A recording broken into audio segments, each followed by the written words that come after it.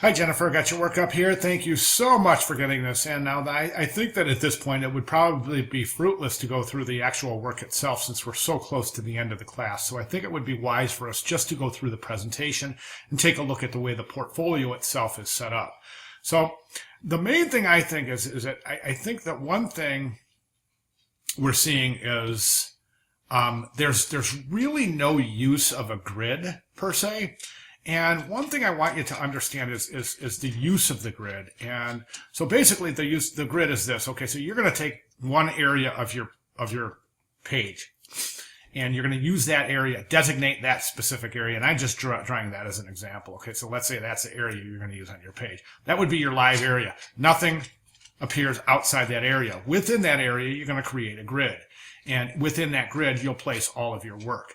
There's a really good example of how to use the grid right over here in the announcements area, right here at how to design using a grid.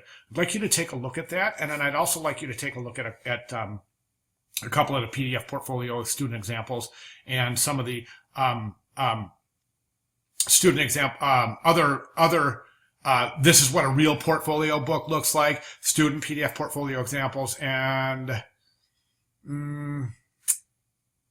where's the other one? Oh, Ultimate Guide to Portfolio Presentation. Please review those. I think those will help quite a bit in designing using a grid. Let me explain what happens using a grid. Using a grid, the eye tends to know where to look in each page. Okay, so right now, without using a grid, you've got these areas like right here. So you know, the eye is jumping around the pages in different ways. Watch my cursor. We're going from here to over here, down here, okay, and then over here to these, and then over here we're going here, and then over here, as opposed to having, let me show you an example of a grid, and this is going to end up being Danielle. This is going to be Danielle's piece. And I really, you know what? Let's take a look at Danielle's piece, because she's really been using the grid quite effectively, as Samantha has too. So another good thing for you to do, Jen, is to go through the last couple of weeks and take a look at Danielle's and Samantha's submissions and take a look at those and how they've developed, and take a look at my comments to those and how they've developed their work based on my comments. I think that will really, really help you to understand the page construction of the portfolio itself. Danielle's piece is about to open here, so it looks like it's almost completed downloading. So let's take a look. And as I said, okay, so here's her resume.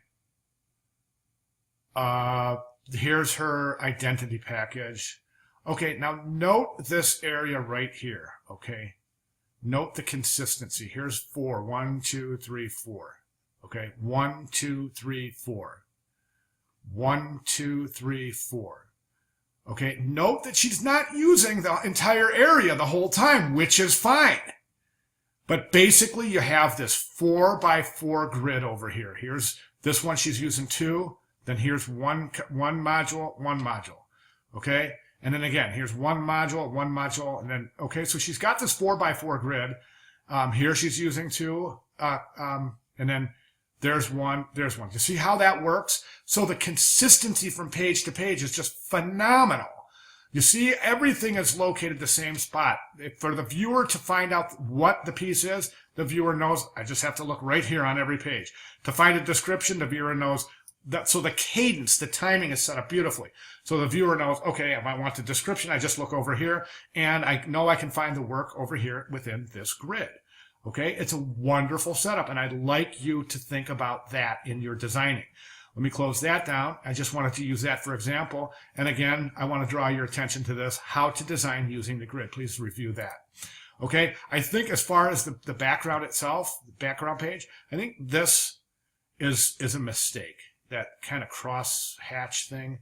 It's really distractive on every page. It draws attention where attention shouldn't be. And I really would consider removing that, drawing yourself an area to which you draw your grid, okay? Use that area to present your information for each project. You've got your section, your publication design, Broadway musical. Give a little tiny written description of what that is. maybe what software you use, what the client is, what the project is, and the typefaces you use, perhaps. Okay. Again, this is going to look so good within that grid. Now you have your personal web page here. Now, if you take a look at some of the other examples, you know, some students have put their web page on a computer, and then over here they would put it on an iPad, and then maybe over here they would put it on a phone, you know, and different areas, different ways you can present that. So think about that. This page looks really blank. Okay. It was a good production shot right there. Good job. The work looks great. Okay, I think we're missing your resume. Yeah, we're missing your resume and cover letter, so we definitely have to get that down. All right, other than that, you're looking really good, and I believe you've already submitted for 910, so we'll just take that in conjunction with this, this critique right here, okay? Good job, thank you.